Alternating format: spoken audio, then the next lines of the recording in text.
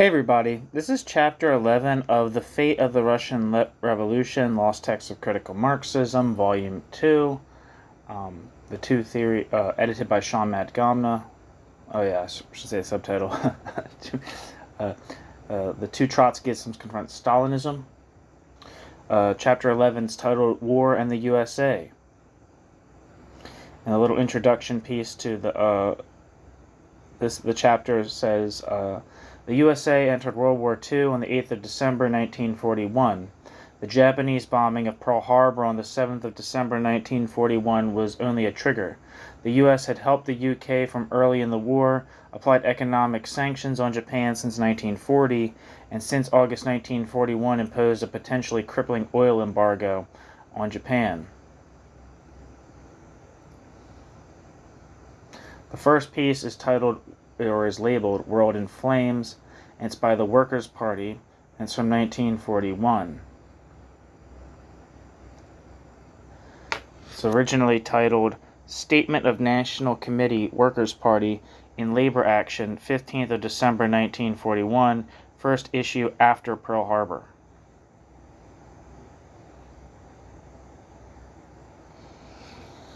The United States is now at war with the Axis powers. Only 22 years after the signing of the Versailles Peace Treaty, which brought an end to the, quote, war to end all wars, end quote, the United States finds itself a full-fledged participant in the Second World War, a war that is more destructive, more futile, and hopeless than the war of 1914-18. All the peace treaties, all the disarmament agreements, all the non-aggression acts have been torn to shreds. All the solemn assurances that peace would be preserved, all the pledges that the United States would not enter the war have been flouted and discarded by the very statesmen who made them. Like the people of the rest of the world, the people of the United States, too, have yearned only for peace and freedom and security. Now all their hopes have been shattered and their faith betrayed. Every worker, every person who cherishes liberty and despises oppression is a sworn enemy of the Axis powers. The infamous regime of Hitler is justly hated for its cruel destruction of the labor movement in Germany, its bloody persecution of freedom of thought and organization and action, for its hideous oppression of the people of Austria, Czechoslovakia, Poland, Norway, Holland, France, and most of the other lands of Europe, whom it has deprived of all national independence, and over whom it rules with the iron heel and the lash. No mention of anti-Semitism there, important to remember. The regime of Mussolini is justly hated for its oppression of the people of Italy, for the Mussolini regime's cynical ravishment of Ethiopia. The regime of Japanese imperialism is justly hated for the bitterest suffering, the regime of Japanese imperialism is imposed upon the people of its own land, no less than for the bestial appetite which has led to even greater sufferings for the people of Korea, Manchuria, and China. This noble hatred of tyranny has been cunningly exploited by the imperialist statesmen of the so-called democracies for the purpose of whipping up a pro-war sentiment among the masses of the people. The people have been systematically stuffed with lying assurances and hypocritical pretensions that this is a war against fascism and for democracy and national freedom. When the Second World War broke out in 1939, and long before it broke out, the Workers' Party warned the working class and the people as a whole against the monstrous deception being practiced upon them. We declared from the very beginning that the Second World War, like the first, was a war between two great imperialist camps to decide, with the blood and misery of the people, which of the imperialist groups shall dominate the world. Which of them shall oppress and exploit the hundreds of millions of colonial slaves? Which of them shall bestride the commercial lanes of the earth? Which of them shall control the sources of raw materials and cheap labor that guarantee a continuous flow of profits to the capitalist monopolies? Which of them shall be master of the fields of capital investment? We declared from the very beginning that Hitler is fighting to replace the British Empire with the world empire of Germany, that England is fighting to preserve the world empire which she has sucked of its wealth for centuries, that Japan is fighting to drive its rivals out of the Orient in order to become undisputed master of an empire of Asia and the Pacific, and that the United States will inevitably enter the war in order to challenge all competitors and to assert its imperialist rights to mastery of the world and its wealth. We warned from the very beginning of the lies and deceptions of all the governments, against the falsehood of the Axis that it is fighting for, quote, national socialism, end quote, and against, quote, plutocracy, end quote, in its fighting for, quote, national socialism, end quote, and against, quote, plutocracy, end quote, in its drive for imperialist power, against the falsehood of the Allies that they are fighting for, quote, democracy, end quote, and, quote, national sovereignty, end quote, and against fascism in their drive for imperialist power. The Workers' Party, whose very existence and principles and life are bound up with a great tradition of struggle throughout the world against all despotism and oppression, against exploitation in any form, which has an unbroken and proud record of opposition to fascism everywhere, now feels called upon to reiterate its fundamental position. We know that the government of the United States, for its own imperialist reasons, is determined to carry through the war to a victorious conclusion against its rivals. We know also that the majority of the working class and the people of the United States are at present supporting the government in the successful prosecution of the war. We cannot but acknowledge this reality, yet our loyalty to the principles and interests of the working class, of the exploited and oppressed in this country and in every other country, our attachment to the principles of socialism and of international solidarity of the people, compels us to restate our position now, especially when the war is finally broken out in this country and when we shun more than ever before any concealment of our program. This is not a war for democracy and against fascism. It is the very same statesmen who thus designate the war that bear their full share of responsibility for the rise to power of Hitler and Mussolini. It is the same statesmen who are responsible for the systematic undermining of all democratic rights and democratic institutions in their own countries. It is the very same statesmen who made possible the shipments of oil to Japan to power the death-dealing seacraft and aircraft of Tokyo, the shipments of scrap iron converted into the very bombs that brought destruction to China, to Hawaii and the Philippines. This is a war for the mastery of the world, not for national independence. Japan's oppression of China has its counterpart in the 3 centuries of British oppression in India. In these two cases is symbolized the imperialist reality behind all the pretensions of the democratic spokesman on the one side and the Axis on the other. This is a war of finance capital. This is a war for oil and steel and coal. This is a war for rubber and tin and tungsten. This is a war for stocks and bonds and profits. This is a war for rule over countless millions of colonial slaves. This is a war conceived and bred by world capitalism, not by this or that country alone, not by this or that statesman alone, but by the rotten, decaying, poisonous reaction of the capitalist system which these statesmen represent and defend. That is why the Roosevelt government has so easily obtained the unanimous support of all the representatives of capitalism, and that the war is actually informally on. That is why the spurious opposition of the so-called, quote, isolationists and, quote, non-interventionists collapsed overnight. That is why the Lindberghs and the Wheelers and the Nyes and the Hoovers, why even the rabid Chicago Tribune and the New York Daily News rushed to take a position behind the government and for full support to the prosecution of the war. And that is also why the whole labor bureaucracy, from Green through Murray to Lewis, the representatives of capitalism inside the labor movement, also rushed to assure the government of servile support. The Workers' Party, however, as the uncompromising foe of capitalism and capitalist war, cannot and does not give any political support to the government in the war. The Workers' Party declares openly that it does not place a single iota of confidence in the Roosevelt government, in its war or in its conduct of the war. As a minority in the country, the Workers' Party is naturally obliged to adapt and adjust its actions to the views of the majority of the people. Yet we are convinced that the views we hold as a minority today will be the views of the majority of the people tomorrow. The Workers' Party is not indifferent to the struggle for national independence. It is, on the contrary, an intense partisan of national freedom, as the Workers' Party is a partisan of people's freedom in general. But this is not a war for national defense. This is a war of imperialist rivalry. The interest of national defense, like the interest of internationalism of the peoples, therefore demand, now more than ever, the unremitting struggle to defend the interests and rights and standards of the masses of the American nation, the workers and poor farmers of this country, from the attacks of the capitalist ruling class. It is to this struggle that our party rededicates itself today. We call the attention of every worker to the dangers that threaten him in the war. under the cry of, quote, national unity, of, quote, sacrifice for the war, end quote. The ruling class, which has again begun to amass fabulous war profits, is seeking to place terrible and mounting war burden upon the shoulders of the workers and poor farmers. At the same time, the drive is on to deprive the working class and the labor movement of the fundamental rights they acquired in the course of long years of bitter struggle.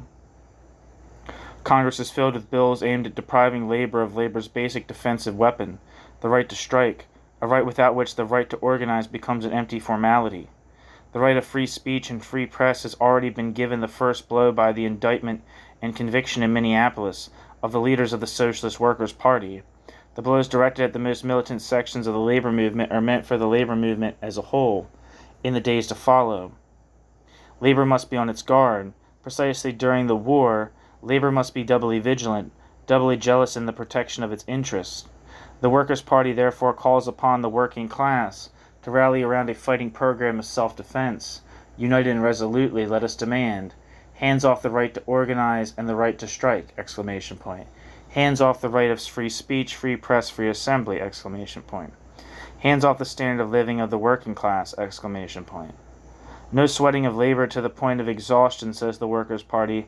Double pay for all overtime work. The people are being conscripted into the army. Conscript the war industries. Let the government take over all the big industries, nationalize them, and put them under workers' control. A capital levy on all the corporations and confiscate the great private fortunes of the, quote, 60 families, end quote. Let the profiteers and capitalists carry the war burden. It is on their shoulders that it belongs. Wipe out root and branch all social, economic, and political discrimination against the Negro people in the United States, in industry and in the armed forces. Grant full political rights to the men in the army who must do the fighting and dying in the war. Workers, let us organize our National Labor Party of, for, and by labor, founded on its powerful organizations, the unions, authorized to speak and act for labor in the political field. Labor must have its own ticket in the 1942 elections! Exclamation point. Workers, let us work with all our strength for our own government of, for, and by labor, the rule of the workers through a workers' government in the United States. This is the program to which the Workers' Party is pledged in the war. It's a program representing the interests of the working class. It's the program that leads to a world of durable peace, freedom for all people, security, and abundance. Again, this piece, that's the end. This piece was labeled World in Flames, Workers' Party, 1941.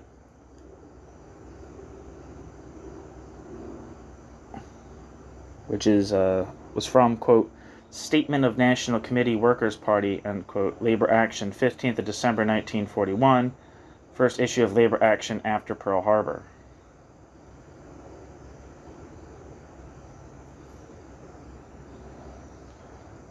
The next piece is titled labeled Socialist Workers' Party's First Comment on U.S. Entry into War. This is from a piece titled War Reinstates 1917 Espionage Act. It's from the Militant, the 13th of December 1941. It says the article excerpted below was the Socialist Workers' Party's only comment for several weeks after the USA entered World War II.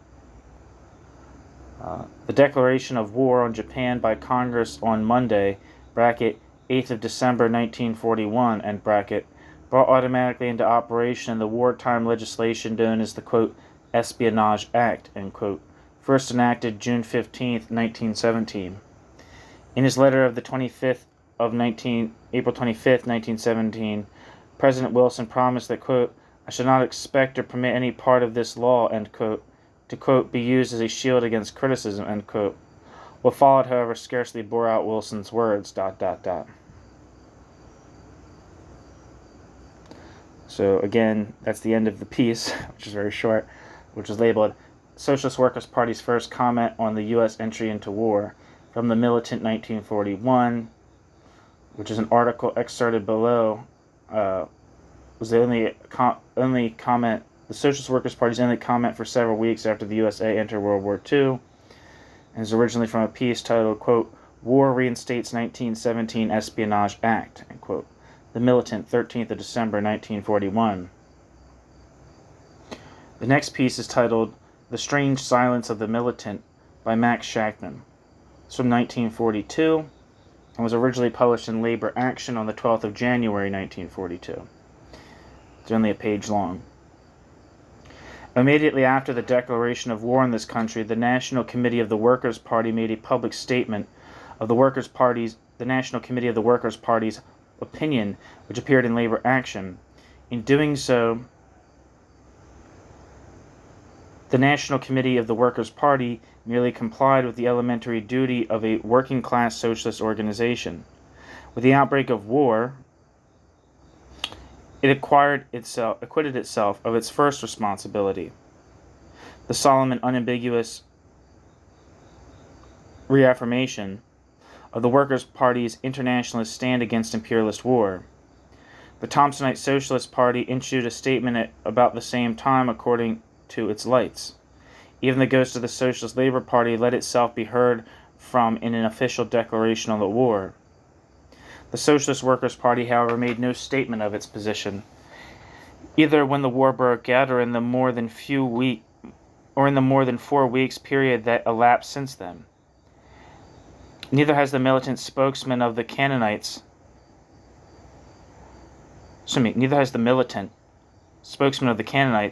had a single word to say about the militants' position on the war in the past month.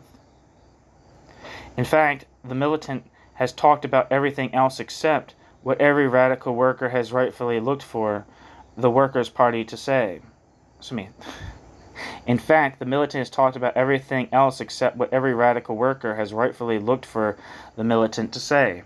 What is the explanation of this strange silence? What does this strange silence mean?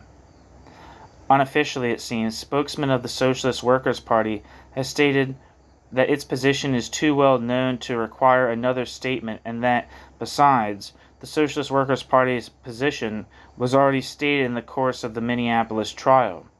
This is true insofar as its position before the declaration of war is concerned, but that is not the point.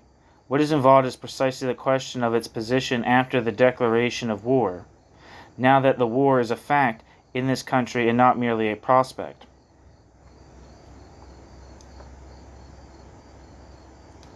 Another thing that remains unexplained is the failure of the Socialist Workers' Party to reply to a communication sent to it by the Workers' Party.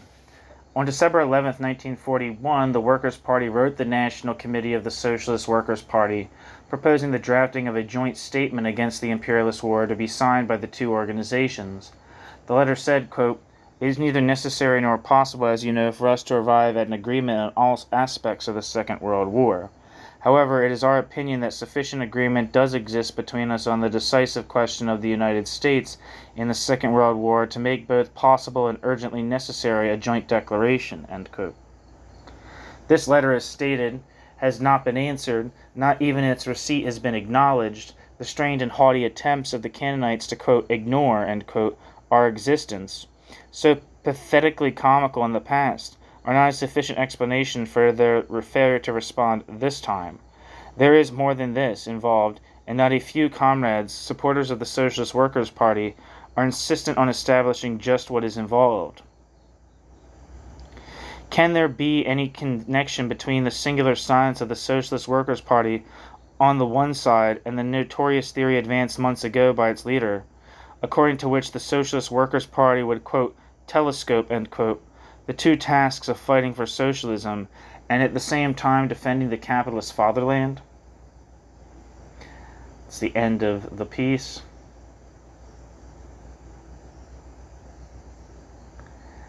Which was labeled "The Strange Silence of the Militant" by Max Shachtman, 1942, which must have been originally titled that, and appeared in Labor Action on the 12th of January, 1942.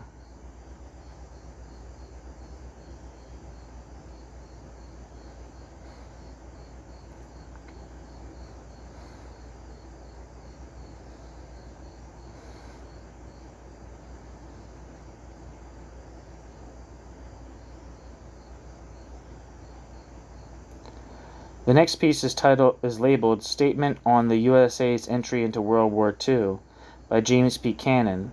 This is from 1942. It was originally published in The Militant on the 7th of February 1942.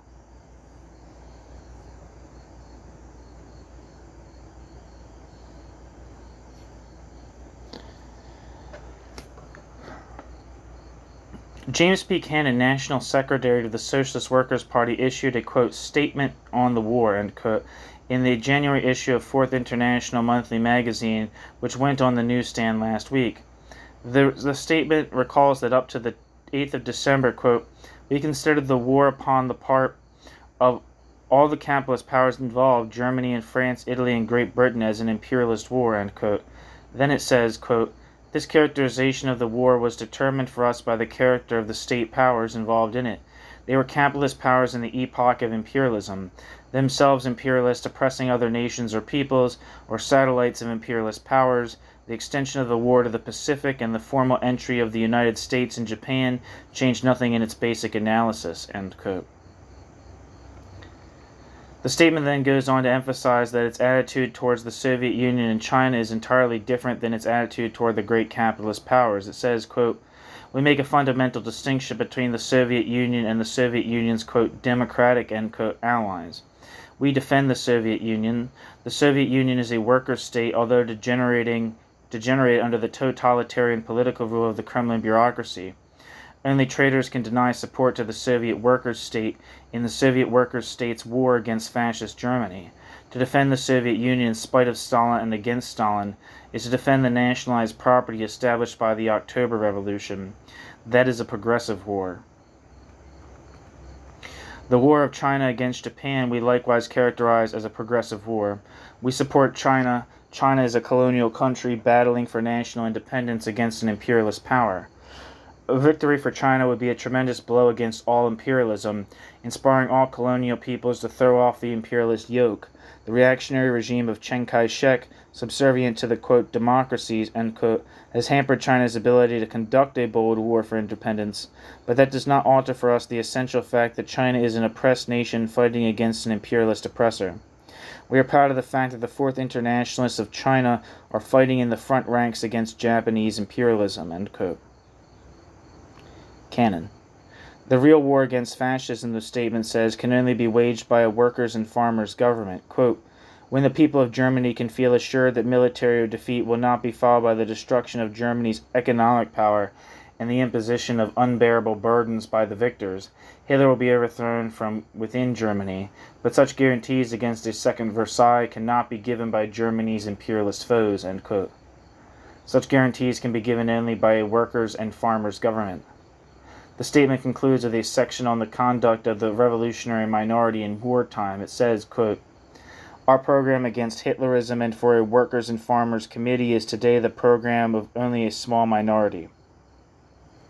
The great majority actively or passively supports the war program of the Roosevelt administration. As a minority, we must submit to that majority in action. We do not sabotage the war or obstruct the military forces in any way. The Trotskyists go with their generation into the armed forces. We abide by the decision of the majority, but we retain our opinions and insist on our right to express them. Our aim is to convince the majority that our program is the only one which can put an end to war, fascism, and economic convulsions. In this process of education, the terrible facts speak loudly for our contention. Twice in 25 years, world wars have wrought destruction. The instigator and leaders of those wars do not offer and cannot offer a plausible promise that a third, fourth, and fifth world war will not follow if they and their social system remain dominant. Capitalism can offer no prospect but the slaughter of millions and the destruction of civilization. Only socialism can save humanity from the abyss. This is the truth. As the terrible war unfolds, this truth will be recognized by tens of millions who will not hear us now. The war-tortured masses will adopt our program and liberate the people of all countries from war and fascism. In this dark hour, we clearly see the socialist future and prepare the way for it. Against the mad chorus of national hatreds, we advance once more the old slogan of socialist internationalism. Workers of the world unite! Exclamation point. End quote.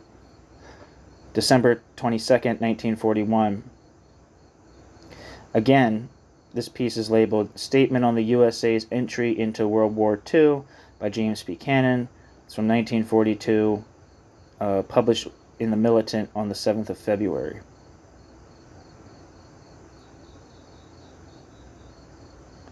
The next piece is labeled The Workers' Party Against the Boss War for a Workers' Government.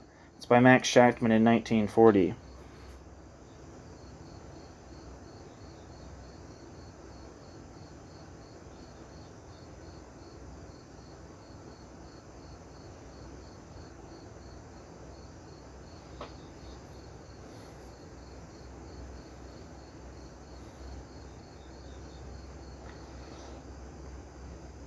This is the election platform of the Workers' Party for the Bronx congressional election in which Max Shachtman ran. This is published in Labor Action on the 14th of October, 1940.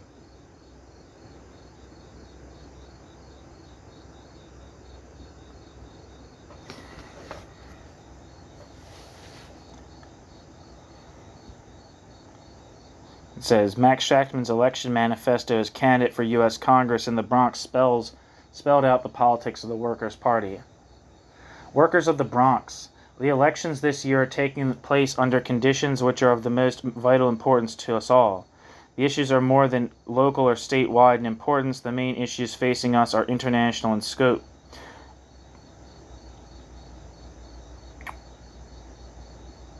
Against the war, against fascism, exclamation point. The entire world now faces the twin scourges of capitalism, fascism, and war. One country after another has been dragged into the Second Great World War. The few who still remain outside are not even, quote, neutral, end quote, but only, quote, non-belligerents, end quote, who merely await the proper moment to join the murderous conflict. One country after another has come under the heel of totalitarian dictatorship, imposed upon the working people by their enemy at home or by an enemy invader.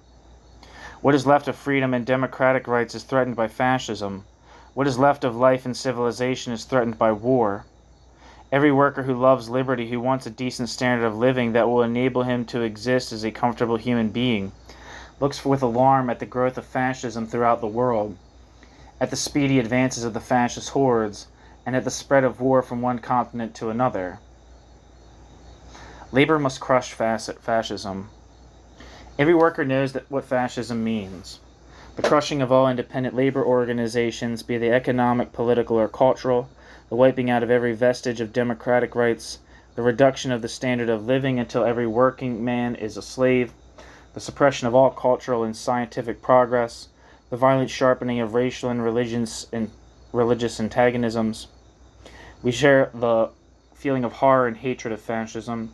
We want to see this pestilence reptile crushed before it crushes all of us. We know that isolationism cannot smash fascism. Isolationism is an illusion, or a fraud.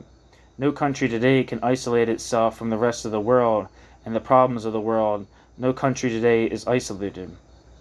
We know that pacifism cannot smash fascism. Fascism attacks armed to the teeth. Fascism can be met and defeated only if the real enemies of fascism are properly armed, properly trained, and properly led against fascism. We shall therefore support the war of the democracy. Shall we therefore support the war of the democracies against the Axis powers? Shall we therefore support the program of militarization of the United States today? Shall we therefore support those who are rushing this country into the world war? No. A war for profits and for profiteers. This is not a war against fascism, exclamation point. This is not a war for democracy. These are only clever phrases aimed to dupe the people into suffering and dying so that one imperialist gang may triumph over another and take over the world and its wealth for itself. The present war is like the war of 1914-18, a war for imperialist plunder, for profit, for colonies, for sources of raw materials, for fields of capital investment, for control of cheap labor. Before the war started, England, France, and the United States had most of these. Germany, Italy, and Japan wanted them. The Axis powers wanted to make them for their own exploitation. The democratic powers want to keep them to continue benefiting from them. You can see this most clearly in the colonies. England and Italy are fighting in and around the Mediterranean in order to determine which of the two empires shall rule over the slaves of Africa. Why should we fight and die in order that a boot, quote, made in England, end quote, instead of a boot, quote, made in Italy, end quote, should grind down the neck of Africa's peoples. The pretense of, quote, democracy, end quote. England calls for support in the war in order to restore the independence and national sovereignty of Poland and Czechoslovakia and Norway in order to drive the foreign German troops out of these countries. Why does England not establish full national sovereignty for Ireland, for Egypt, for India, for Palestine, for all her other colonies and dominions? Why does not England withdraw her troops from these long oppressed countries? Because the story that this is a war for democracy, for national freedom, is a lie, an imperialist lie. The leading statesman of the United States says that they are preparing to fight for democracy and against totalitarian dictatorship. Then why are Roosevelt and the United States governments allied with, and why did they support the bloody totalitarian dictatorships in Latin America? Getulio Vargas in Brazil, Somoza in Nicaragua, Batista in Cuba. Why do they support and take support from the reactionary dictatorship below the Mason-Dixon line, which keep millions of American Negroes in a state of political and economic semi-slavery? Their, quote, fight for democracy, end quote, is a sham and a lie. They are interested in something else entirely. The quote, New Deal, this is like a new section, the quote, New Deal has become the, quote, War Deal, end quote. After more than 7 years in office, the New Deal has proved to be a failure so far as the masses of the people are concerned. It has not kept any of its promises except one. It has restored the big profits of the bankers and industrialists. Roosevelt rightfully boasts about this, but the standard of living of the workers has not been lifted. Unemployment has not been wiped out. There are still 12 million unemployed in the United States. Housing conditions are basically as bad as ever. The real crisis remains unsolved. American capitalism now wants to take the opportunity to solve it on a world scale by plunging the country into war. The armies of death will now solve the unemployment problem. Coffins for the millions will take the place of the housing program that was necessary. Blood profits for the arms and munitions industries will expand the wealth of the imperialists. Tomorrow the United States has obtained almost for nothing, already the United States has obtained almost for nothing England's naval bases in the Atlantic. Tomorrow it will be Singapore and other bases and colonies in the Pacific. The loot is rich, not for the people, but for the parasitic ruling class. And if war is won, American imperialism will take the lion's share of the loot. New section. Wall Street wants war. Like the Axis powers, the United States is fighting to dominate the world. What will American workers and farmers die for? So that American business may exclude Germany, Italy, Japan, and England from the rich markets of Latin America and garner the profits for itself. So that Germany is prevented from dominating Europe and the investments and loans of American bankers thereby lost. So that Japanese imperialists are driven out of China and their place is taken by no less avaricious American imperialists. So that the United States may become master of the Dutch East Indies, which, with its vast resources of and profits in rubber, tin, and other raw materials. And what happens to democracy at home while this fake, quote, war for democracy, end quote, is going on abroad?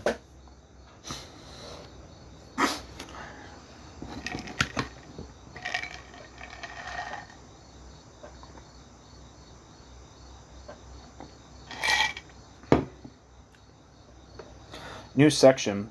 War means the end of democratic rights. The first victim of the, quote, war for democracy, end quote, is democracy itself. The first thing to be sacrificed are the democratic rights of the people. Precisely because we hate fascism with every fiber of our being, we raise the cry of warning. The closer and deeper we get into this war, the closer we bring totalitarianism and fascism to this country. The first steps have already been taken in the United States. The next steps will not be long in following. Beginning in September 1939, Congress, preparing America's road to war, began a wholesale enactment of anti-labor legislation. Under the hysterical cry of, quote, fifth column, end quote, the La Follette, quote, Civil Liberties Bill, end quote, was turned into a vicious anti-labor union-busting bill.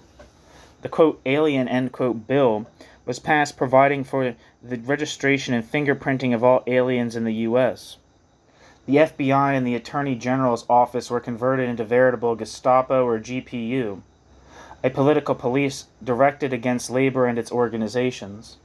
The right of free election and petition is being turned into a mockery by 1,000 little, quote, tricks, end quote, of coercion and intimidation employed by the federal, state, and police. New section. Conscription is a step towards totalitarianism. The adoption of military conscription in the face of the decisive opposition of the majority of the people is being coupled in Washington with the idea of labor conscription in industry. Tomorrow workers will be toiling in war industries and then in other industries under military discipline and for the low army wages. Tomorrow the workers will be deprived of their powerful weapon for righting economic wrongs, the right to strike. Already before the United States has formally declared war, the demand for an improvement in wages and working conditions is being attacked as, quote, pro-German and, quote, fifth columnist. What will the warmongers, the war profiteers, and their governments say when the country is at war? War today is totalitarian. War can only be carried on in a totalitarian way. The deeper we get into the war, the closer we come to a totalitarian regime. That is exactly what happened in France. The people trusted the capitalist politicians, the self-styled, quote, Democrats, end quote. The people trusted the capitalist army and the reactionary officers clique that ran it.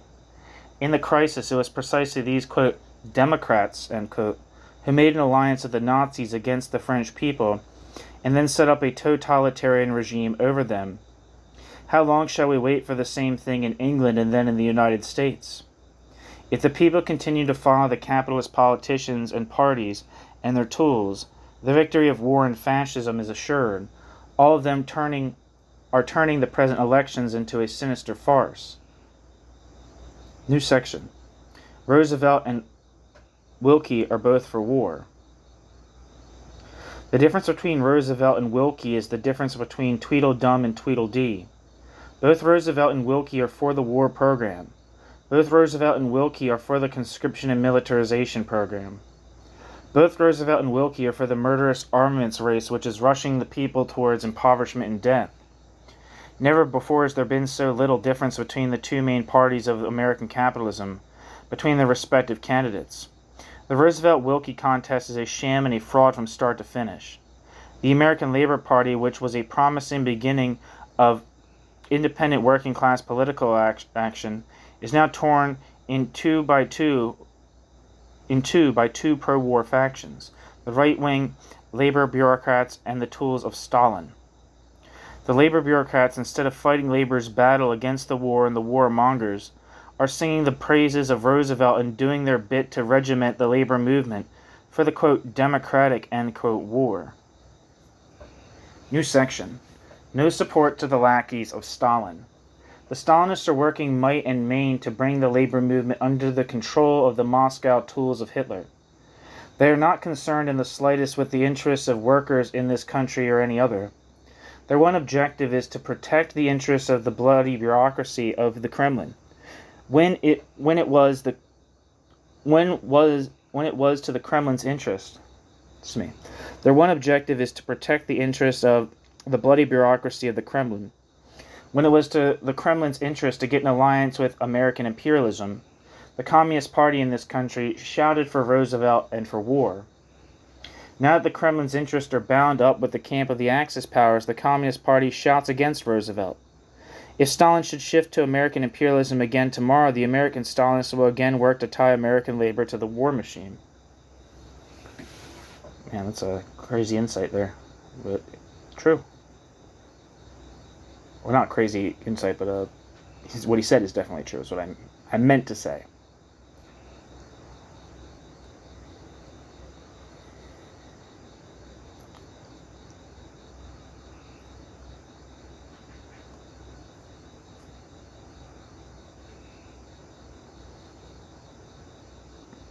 To support any of these parties means to further the paralysis of the working class, to bring closer to the day of war, and to smooth the way for oncoming reaction of fascism.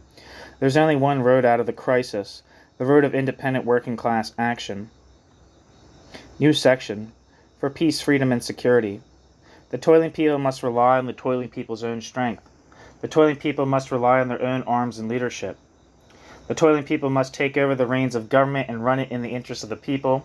in the interest of peace and freedom and abundance for all. The Workers' Party calls upon all workers to rally to its banner in the election, the banner of the only consistent and uncompromising enemy of war and fascism. The Workers' Party, as the party of world peace and international socialism, calls upon all workers to join with it in a struggle for a program of action. We stand for a job and a decent living for every worker in the country, end unemployment by 33, a $30 a week minimum wage, and a 30-hour a week maximum working week. Houses, not coffins, a $20 billion federal housing and public works program. The government spends billions for death and destruction and is ready to spend many more. We want houses, not coffins. We demand playgrounds, not graveyards. We want highways, not trenches. Adequate relief for the unemployed. According to the 1940 census, there are still 14 million unemployed workers in the United States. Jobs must be provided for the unemployed, but until they are, the government must provide adequate relief for the unemployed. Congress and the President have refused consistently to increase the appropriations for relief and WPA. Pointing to the overwhelming national debt, the government succeeded in keeping millions of workers and those workers' families on starvation rations. Congress, however, did not find it embarrassing to the national debt to appropriate $15 billion for the purposes of national defense. It is apparent that funds are available. We demand, therefore, a sharp increase in the federal appropriation for relief and WPA, to afford every unemployed worker and his family a living allotment until employment is provided. Confiscate the wealth of the parasites. Expropriate the 60 plutocratic families. The government does not hesitate to confiscate millions of lives by conscription and war. We demand the confiscation of the wealth of the handful of parasites who rule the economic and political life of the country. Nationalize American industry and run it under workers' control.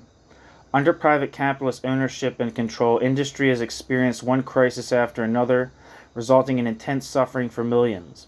Let the workers manage and control industry. They produce all the wealth. Let the workers control and manage this production. For a workers' government. If Roosevelt or Wilkie or the other capitalist politicians do not accept these demands, and they do not and will not and cannot, because Roosevelt and Wilkie and the other capitalist politicians are bound hand and foot to big business and big business's system, let the workers take over and run the government themselves. For democratic rights against fascism. In the present war crisis, the Workers' Party stands for a people's army. The government says we are threatened by foreign invasion, by an attack from fascism. Then let the people be armed. We did not support conscription and fought bitterly against conscription. We opposed the adoption of the draft legislation. We have no confidence in the capitalist government. We know only too well its aims in this war. We have no confidence in the present army and the reactionary officers' clique that runs it. We saw only too clearly how it acted in France. The arming of the people must take place under the complete control of the workers' organizations, the trade unions. They will train and organize the people's army. A people's army will not be an imperialist force interested in acquiring domination over foreign people and colonies. It will be used to crush labor and labor rights. It will not be used to smash strikes.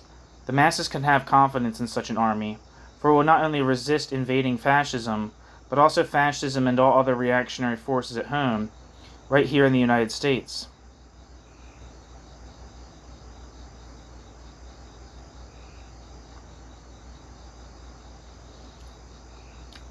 Democratic rights for conscripts. Full democratic rights for all conscripts and enlisted men. All soldiers, conscripted or enlisted, must be given the right to vote in all elections, local, state, or federal. Soldiers must have the right of free speech, free press, and free assembly in the army itself, the right to meet freely to discuss any and all questions, the right to receive or to publish any periodical they desire. Soldiers must have the right to organize and elect freely their rank and file committees, to represent them in the presentation of all demands and grievances, and in any other negotiations with their officers. Workers have fought for that right in the factories. The same workers should have the same right in the barracks. Repeal the anti-labor strike-breaking clauses of the draft bill, parenthesis, quote, selective military service bill, end quote. Repeal the conscription bill. The selective military service bill gives the boss of the factory the right to decide whether a worker in question for the draft is to be deferred from the draft or not. He can decide upon who is, quote, indispensable to industry and who is not. This guarantees that the boss's relatives and, quote, loyal workers will be deferred, while active unionists, especially in strike actions, will be rendered, quote, non-essential, end quote, unless drafted.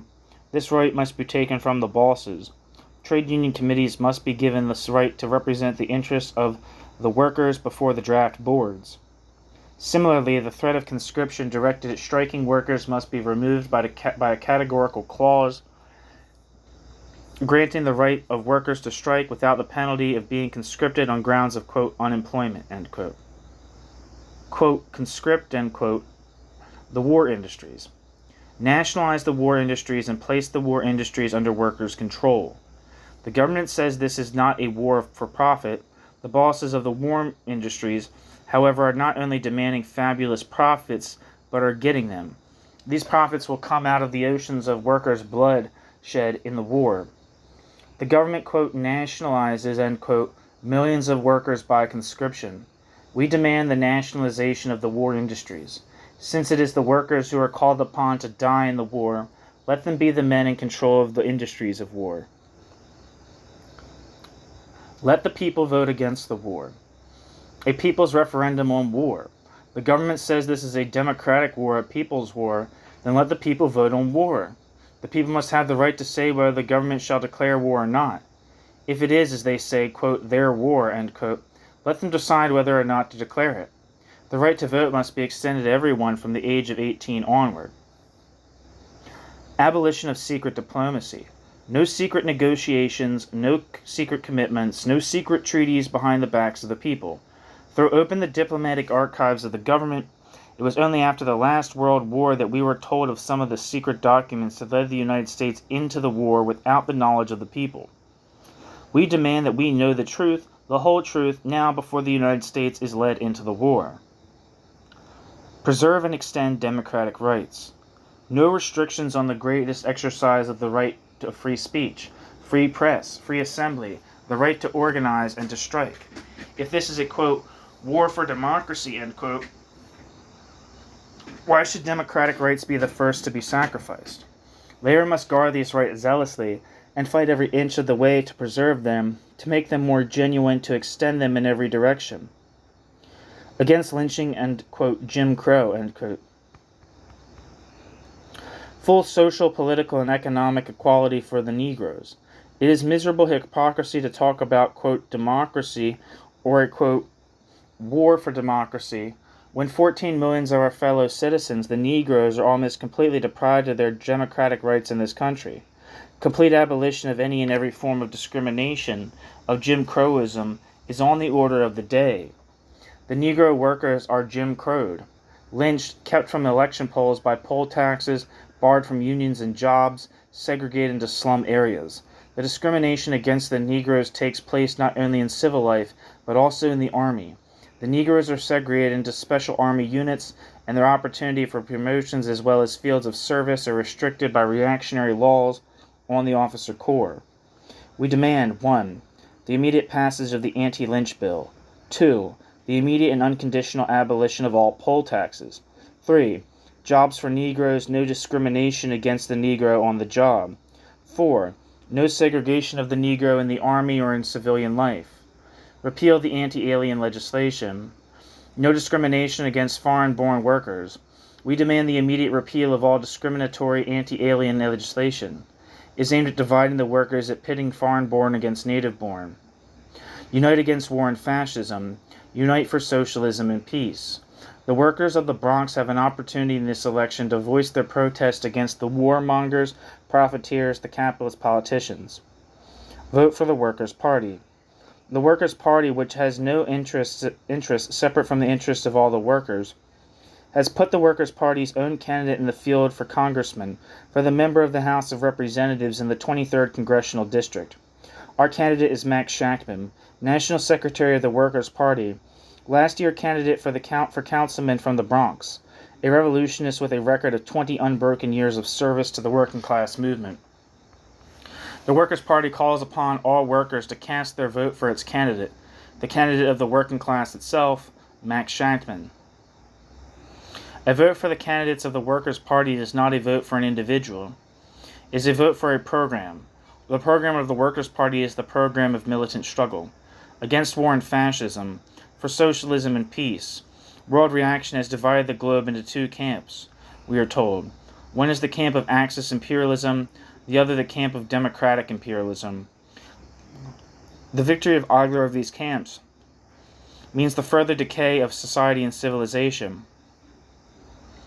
All they have to offer is deception, broken promises, wretchedness, suffering, and death.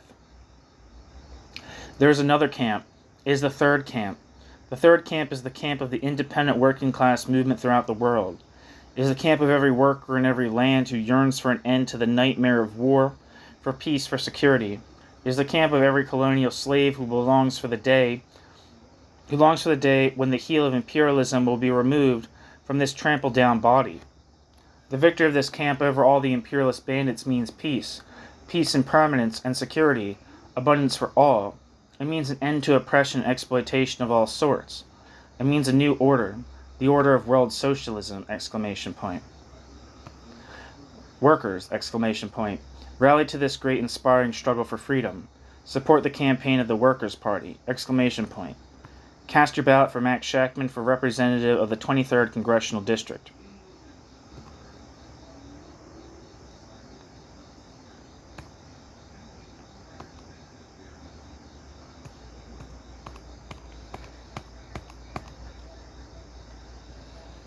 Again, this piece was labeled The Workers' Party Against the Boss War for a Workers' Government by Max Shachtman. And it was Max Shachtman's election manifesto as candidate for U.S. Congress in the Bronx. And it's spelled out, well, this is the description of it. Max Shachtman's election manifesto as candidate for U.S. Congress in the Bronx spelled out the politics of the Workers' Party. And it was the election platform of the Workers' Party for the Bronx congressional election, in which Max Shachtman ran Labor Action, 14th of October, 1940.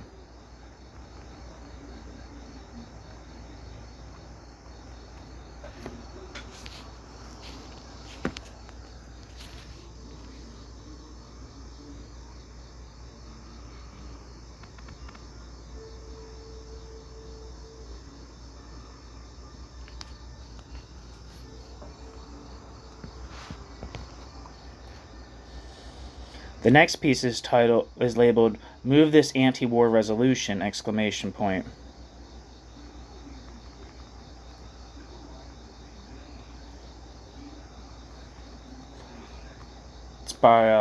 Labor Action, and it's from the 8th of July, 1940.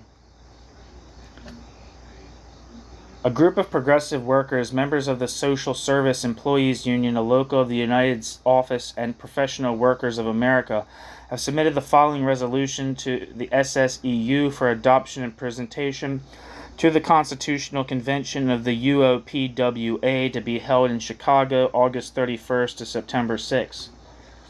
Whereas the Second World War is not a struggle for democracy, but for the redivision of the world for markets, raw materials, colonies, and for the domination and oppression of the peoples of the world. Whereas the war is a struggle between Anglo-French imperialism and German-Italian imperialism, with the support of Moscow, which joined Hitler in conquest of Poland and conquest of Finland, Latvia, Estonia, and Lithuania. Whereas the working people have nothing in common with the imperialist aims of the belligerents, but are only victims of their bloody conflict. Whereas the defeat of German-Italian fascism, barbaric destroyers of the labor movement and all civil liberties, cannot be entrusted to the Allied ruling classes who financed and helped Hitler come to power and rearm, and who themselves exercise a brutal dictatorial rule over 500 million colonial peoples of Africa and Asia, the condition of whose lives is no better than that of the Jews under Hitler and Mussolini, but can be achieved only by the unity and joint action of the working classes of all lands. I don't believe the Holocaust began in earnest until 1941, so if that last comment seems a little extreme, it might be because the Holocaust hadn't started yet and wasn't discovered.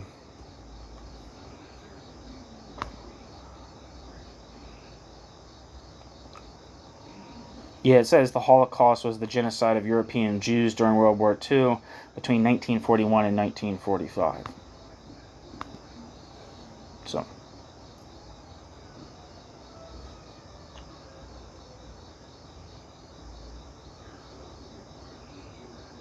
I don't know if I finished that last sentence, but I'll repeat it. Whereas the defeat of German-Italian fascism, barbaric destroyers of the labor movement and all civil liberties cannot be entrusted to the Allied ruling classes who financed and helped Hitler come to power and rearm, and who themselves exercise a brutal dictatorial rule over 500 million colonial peoples of Africa and Asia, the condition of whose lives is no better than that of the Jews under Hitler and Mussolini, but can be achieved only by the unity and joint action of the working classes of all lands. Whereas President Roosevelt, in defiance of the expressed will of the overwhelming majority of the American people, has taken and is taking steps towards the Allied imperialists and oppressors and involved the U.S. in the reactionary predatory war. Whereas such an act would mean the slaughter of the youth of the country, the regimentation of our unions, the destruction of our labor standards and social legislation, and the blackout of civil liberties and political democracy in the United States.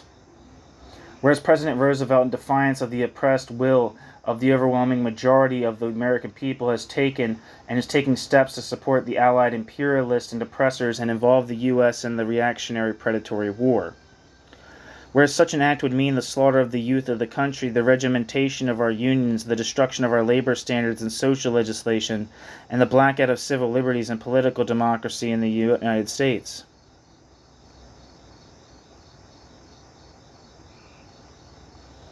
Resolved that the SSEU stands instructed to cooperate with other labor organizations for a concerted drive against the warmongers, against compulsory military training, against anti-alien legislation, against the denial of all civil rights, for a referendum of the people before the U.S. enters any war, for the defense of the unions, social legislation and democratic rights, and for a job and decent living for every worker.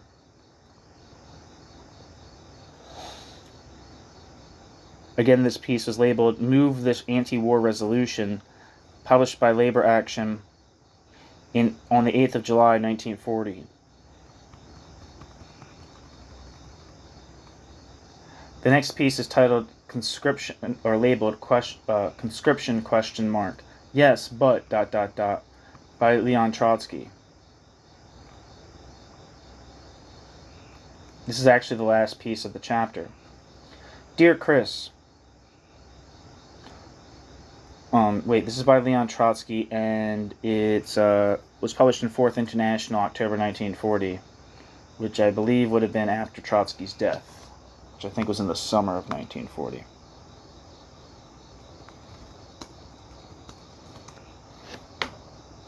Yeah, August 21st, 1940.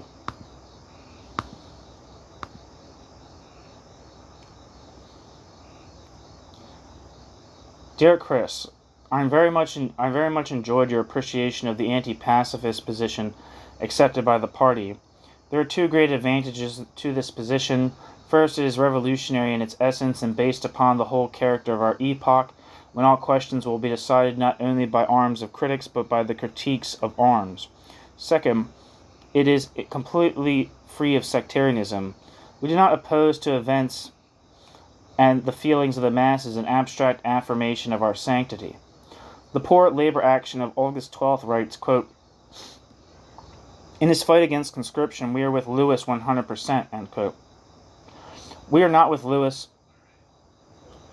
for even a single percent.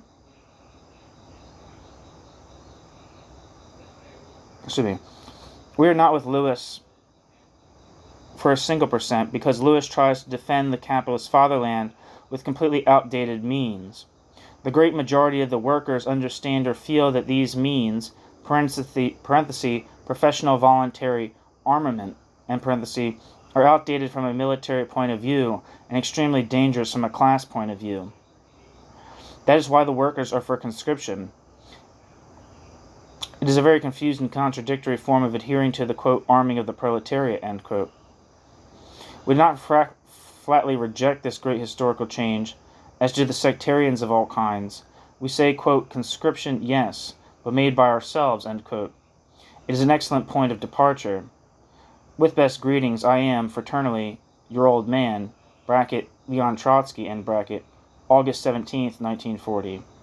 Again, this was published in the October 1940 issue of Fourth International, and is labeled in the book Conscription, question mark, yes, but, by Leon Trotsky. Thank you for listening.